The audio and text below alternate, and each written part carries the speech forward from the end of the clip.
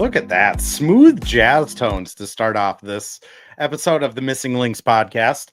Things look a little bit different right now on the live stream for people that are joining in on Twitter and YouTube. And if you are joining in on YouTube, the Missing Links podcast now has its own YouTube page. So feel free to go check that out over on YouTube. It is under the Missing Links pod, because Antonio Banderas has a movie called The Missing Links that I believe is free on YouTube. You can check that out after this live stream.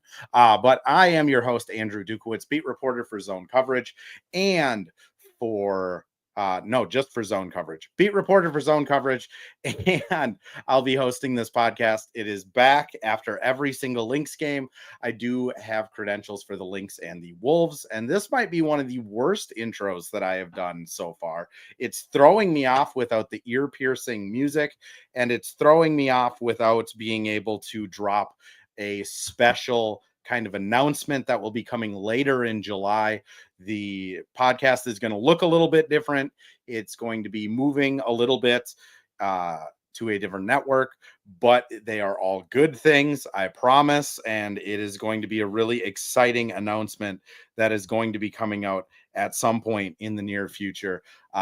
Shrewd Lynx observers may be able to figure it out by some hints that are going to be dropping, but until all of those shrewd Lynx observers figure it out, I am going to keep it a mystery until the very end. But here on the Missing Links podcast, we do have a game to talk about tonight. The Lynx came out and played not a perfect game by any means against the Golden State Valkyries, but they did escape with a win, 82-71.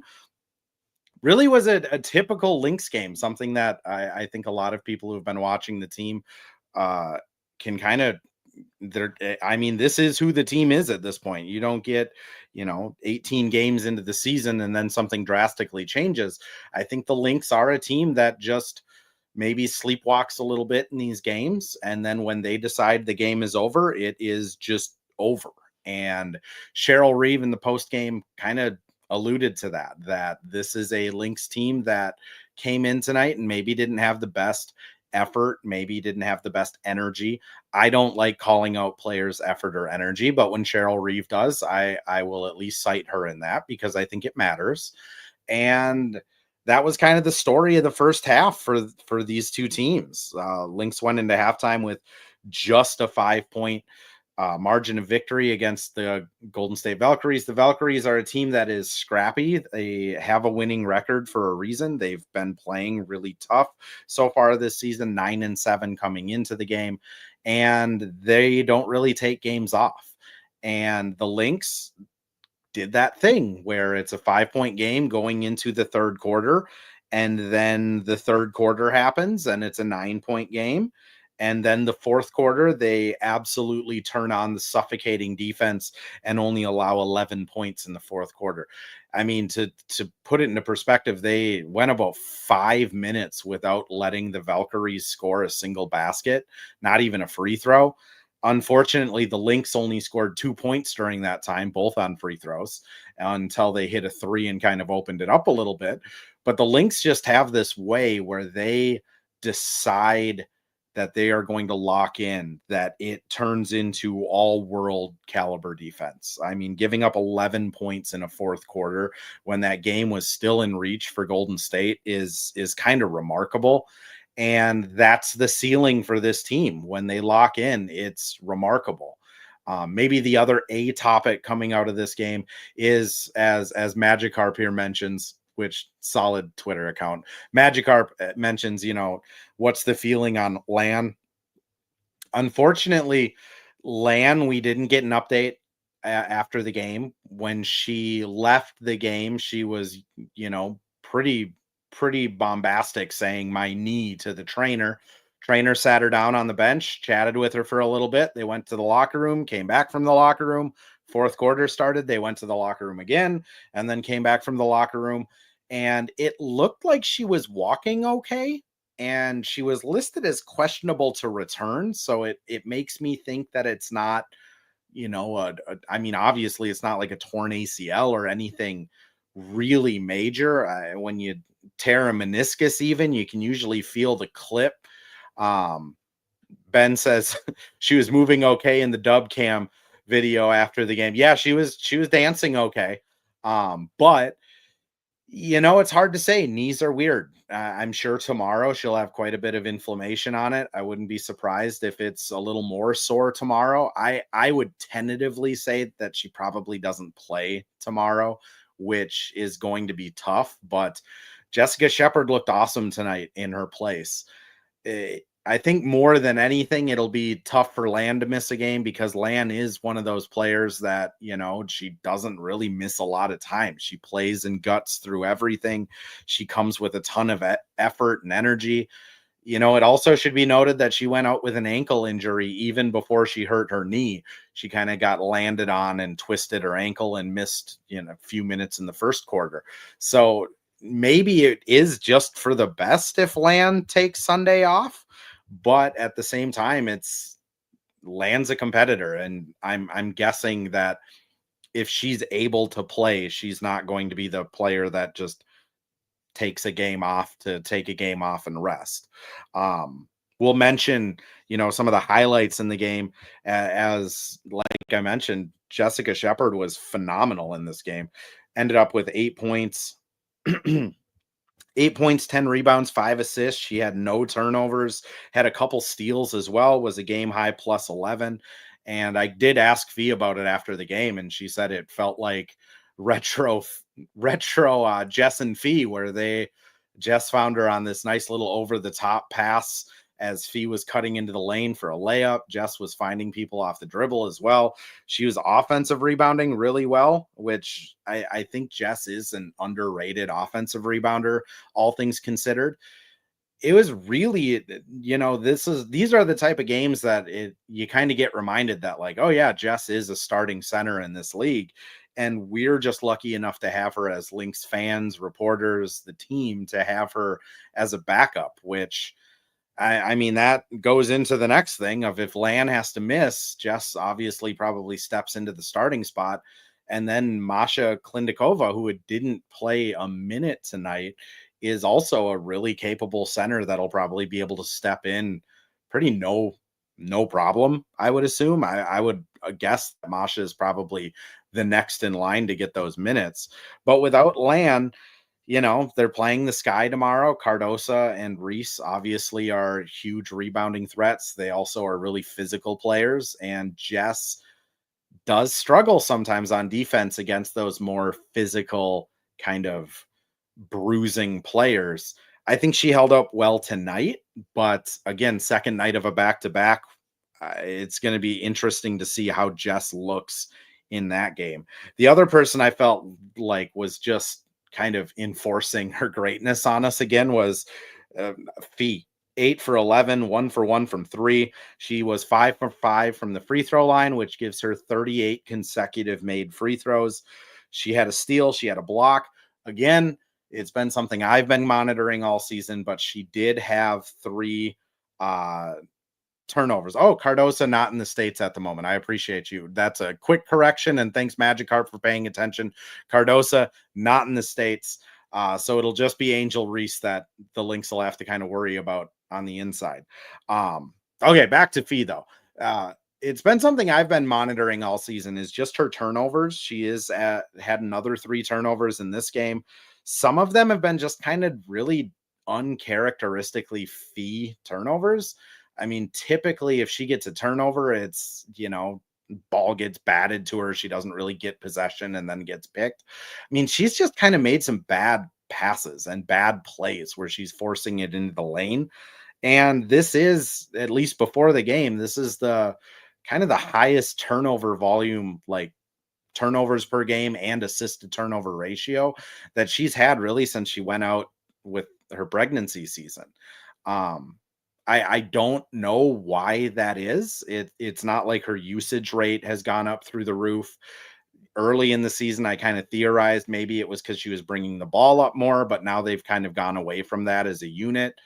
It's just kind of an interesting, weird thing that Fee is all of a sudden turning the ball over significantly more. And again, it's something that I'm just watching as the season goes on because Fee is probably going to win the MVP. She is by far the best player on the team, But it's just this weird turnover thing, which again, when Cheryl's saying, the effort and focus isn't really there in the first half of the game, maybe that applies to Fee as well. Fee has never been a player that I particularly have ever noticed not playing with effort. So that might be more just Cheryl knows Fee better than anyone else. But it's weird. I think the other player that I wanted to highlight was just Courtney Williams as well. Another 15-point, 3 rebound, 2 assists, no turnovers. And Court going 3 for 8 tonight from 3. She actually passed her last season total for 3-pointers made. I asked Shepard about it after the game, and Shep just kind of said, Courtney's the best mid-range shooter in the game. It makes sense that she's able to extend that out to 3-point range as well. The other thing that Court just kind of, she's just it a lot of times the quotes we get from Cheryl Reeve on Courtney Williams are kind of humorous, and I asked Cheryl about it too, of just what's the change this year with Court taking more threes, and Cheryl just kind of said Court decided she wanted to do it, and everyone laughs. And then Cheryl goes, no, like in training camp, she took a step in from the 3-point range, and I said, don't do that. And then, they went over the data, and Courtney's a good 3-point shooter. She's almost shooting 40% from 3 this season. And that was enough. And now Courtney doesn't shoot threes. And it's just kind of like Courtney being a point guard, where it's, hey, don't do that. Don't throw the ball into double coverage. Don't try and pocket pass all the time. And then Courtney stops doing that. And now she's one of the best assist to turnover rated point guards in the league. And this is only her 3rd year of her career. Dating even back to like grade school, playing point guard. It's just always remarkable how Courtney Williams, just when she decides she's going to do something, she's all of a sudden amazing at it. And Ben mentions her post-game interview on FanDuel was amazing. The last post-game interview, we asked Cheryl about, Courtney Williams having, a really good game against the Mystics. And Cheryl just mentioned, like, yeah, Courtney remembers that she had 10 turnovers. Like, even Dory remembers that she had 10 turnovers the last time they played. And I think Courtney's taking it a little personal that she had a few of those games, had a 10 turnover game, an 8 turnover game. I think she had a couple 5 turnover games this season as well. Courtney, I think she's acutely aware that the turnovers she has to slow down on. And it's funny that, she seems to always remember the good things. Like when she has 10 assists and no turnovers, she will remember that. The bad stuff normally rolls off of her, but I think Cheryl might have finally broken through to her after that last mixed sticks game where she had the 10 turnovers. As Cheryl said, that's hard to do. And then Cheryl shared a story that when she was a freshman in college, she had 9 turnovers, and the coach was not exactly kind to her on the bench. So I'm sure she shared that with Courtney as well. Last shout out I want to give before we kind of preview the Chicago game is just Diamond Miller, 2 of 3 from 3 this season. Before she missed her last 3, she was 7 for 12. So I guess now she's 7 for 13 from 3. She's just shooting it with confidence. And she was the in-arena interview after the game. And, she just kind of said it. If they're leaving her open, she's going to shoot it. And I kind of joked on Twitter, like maybe it's time to update the scouting reports, because Diamond, she looks good shooting threes, which her rookie season, I don't think she necessarily looked good shooting threes. I think there was maybe some confidence issues, little kind of hitch in the release. Last season, to be honest, we didn't really get a chance to see her long enough to see if she was going to make threes. This year, she looks good shooting them. Like, she hit that buzzer beater. It looked good from the second it left her hand. Her corner threes, like, she looks confident. She looks like she is a shooter. And, it sucks losing Carly for the season. But if that means Diamond gets an opportunity and she's able to shoot and hold on to this role like this, at least, something will have come out of Carly getting hurt, which I will say it's going to be interesting to see what Carly chooses to do going the rest of the season as well. Because I think there is a world where Carly decides she wants to rehab at her home and kind of leaves the team. But Carly, I think, really likes being around this team. I think she really likes the camaraderie. I think she really likes being one of the like mature players off the bench, which is weird to say because she doesn't have like a ton of WNBA experience, but she has a crap ton of life experience, which sometimes you need that. Um, Also, I mean, Mayo Clinic Square, it right next to their training facility is a outpatient physical and occupational therapy department. So it's gonna be interesting. MB says here, do I think that they'll sign somebody since Carly is out? The Lynx are in a really, really tricky situation. They have about $5,000 in salary cap space, which I don't know who they could sign for $5,000. I know that they will have the extra roster spot, which they already have an extra roster spot. They didn't need the injury one. I asked around about it a little bit tonight because WNBA salary cap and salary structures have never made sense to me because it quite frankly doesn't make sense, period. But Carly's contract will continue counting against the Lynx for the rest of the season. So unless they were to move an Alyssa Peely and try and sign two players on very minimum deals, or unless they move Carly, which unfortunately that might make the most sense for this team if they want to add somebody, is to move Carly. I mean, she makes a lot of money WNBA standard wise. They could easily sign in two free agents with the contract that they would have to move. Now, if they did move Carly, they would probably have to attach like a Peely or a Diamond or a first round pick in 2017 or 2018 or the Chicago first round pick, which I don't know if Cheryl's willing to do that yet. I think that might be a last second at the deadline type of move. And I say that because one, if this team is healthy at the trade deadline and Diamond's playing well, they still have Peely as kind of that, eighth, ninth player off the bench. They still have Kosu as a absolute break glass in case of emergency player, and they do have Masha as their backup big. So I think they can. They're built in a way where they at least have depth at every position if they don't sign somebody. But it does make me wonder if like a one on the wing or guards goes down. I think they might have to really consider moving Carly's contract, which that's why I say the WNBA makes no sense. Like, you should, if somebody is out for the entire season, you should be at least given an option to use their salary to sign somebody else. The NBA, you can get voided salary if somebody is out for the entire season. It just doesn't make sense. Um, Ben also mentioned here of just how, the Carly situation could be kind of like what happened with BC last year. And honestly, you're 100% right. Last year, Diamond was kind of the starting small forward. She went down injured, and BC took that job and never gave it back. I mean, BC still has that job. She quite literally never gave it back.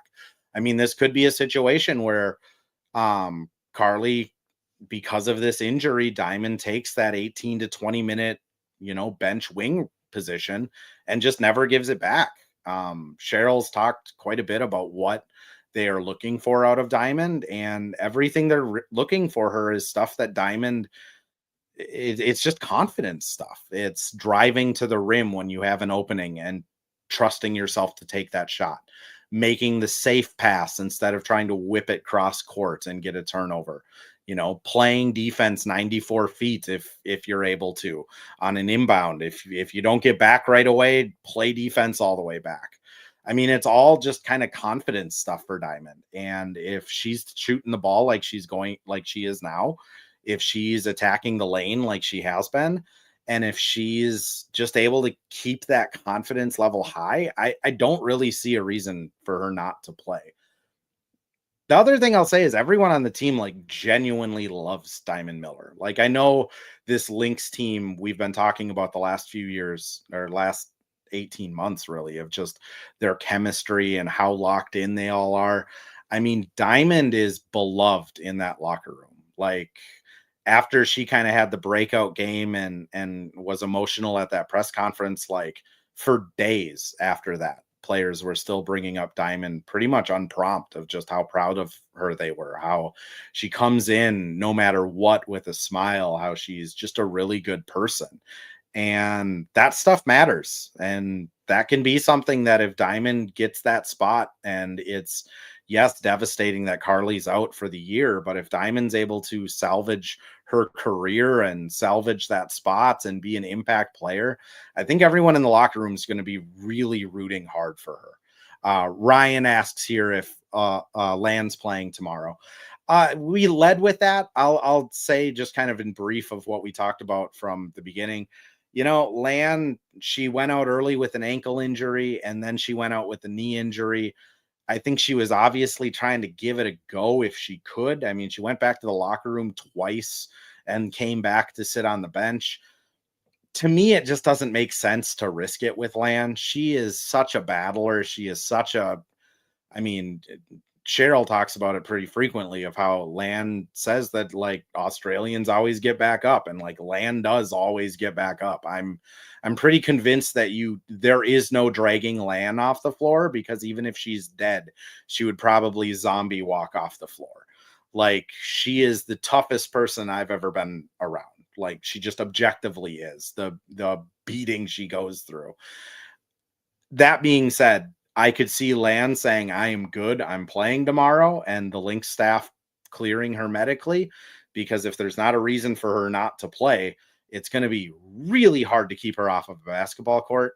That being said, I mean, the schedule doesn't get a whole lot easier after the Chicago. They have another 3 and 4 night stretch coming out, all of which on the road.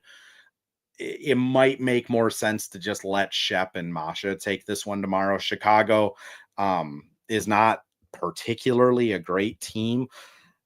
I hate to say that, because I disparaged the Chicago Sky this offseason when I said that everyone in Minnesota needs to be rooting on their demise. That was solely because we have their first round draft pick. But, Chicago fans defend their own. What I'd say, though, is they're not particularly a good team. I mean, objectively, they're 5-11. Let me look here. Yeah, 5-11. What scares me about it is they haven't played since the 29th. I mean, they're coming off of basically a week's rest. They're going to be fresh. And this Lynx team is coming off of, this is going to be game 3 and 4 nights and game 5 and 8 nights. I mean, this is a Lynx team that, although they don't look gassed, they are probably feeling some bumps and bruises. So Chicago will be an interesting one tomorrow. Last thing I want to just say on the show before I get out of here, Kent Youngblood tomorrow is going to be his last game covering the Lynx. I will just say, anyone in attendance, if you get a chance to run into Kent, if you get a chance to say hi to him, anything like that, like, I feel like a send off for Kent is warranted. Minute 24 in a live stream, I'll just say, Kent is someone that when I was in high school working at a gas station, I would read the Saturday, Sunday Star Trib, and Kent was always the only person that would cover the Wolves and the Lynx. And been reading that guy for over 20 years at this point. Always thought he was a really curmudgeon-y fella. And then I got to meet him, and he's not. Like, the dude's a Hufflepuff. Like, he's a Harry Potter fan. He watches the Trailer Park Boys. Like, he's just a super interesting guy, which I didn't really expect last year when I started covering the Lynx. But the guy deserves a send-off. He has been one of the few people that have covered the Lynx, I mean, quite literally since their inception. He truly loves this team. He's hard on them sometimes, and he can be frustrating sometimes to read his tweets. But I mean, this is the dude that's put a lot of time into the Lynx. And like I said, it's his last game covering it as a member of the Star Trib. He is officially retiring. I think he was planning on retiring after this season, but the Star offered a pretty nice buyout to some of their older writers. and he jumped on it. So I can say I'm so happy for him to be able to just watch games from home and enjoy life, but also selfishly as a colleague and a fan of his, it's going to be really weird not seeing Kent Youngblood's head obscuring my vision of Lynx games. So again, if anyone is in attendance tomorrow, I mean, give him a wave. If you see him in the halls, say hi to him. If you get there early, the Lynx security is not ideal. You can definitely walk down section, what are we in, 112, and get to the railing and say, hi, Kent, thank you. Probably mean a lot to him. I don't know if it would mean a lot to him. He's not very, a very, grandiose fella, but you know, if it doesn't mean anything to him, then you're annoying him. And like, that's probably a win-win too. But Missing Links podcast, I will have another live tomorrow after the Chicago game. It is going to continue looking a little bit different. No real fancy overlay logos or ad reads. End of the month, be some exciting announcements coming out.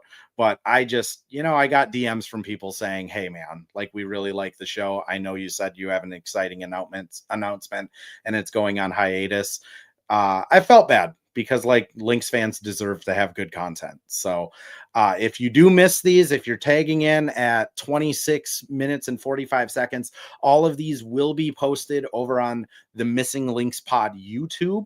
It is a new account. Feel free to go like and subscribe over there. And if not, these will live on Twitter forever. They won't be on a podcast feed until the announcement comes out, though, because I do want to do that right at least. So thank you, everyone, for joining in. The 385 of you that have come in here, you're awesome. Appreciate you swinging by, even if it was just for a minute.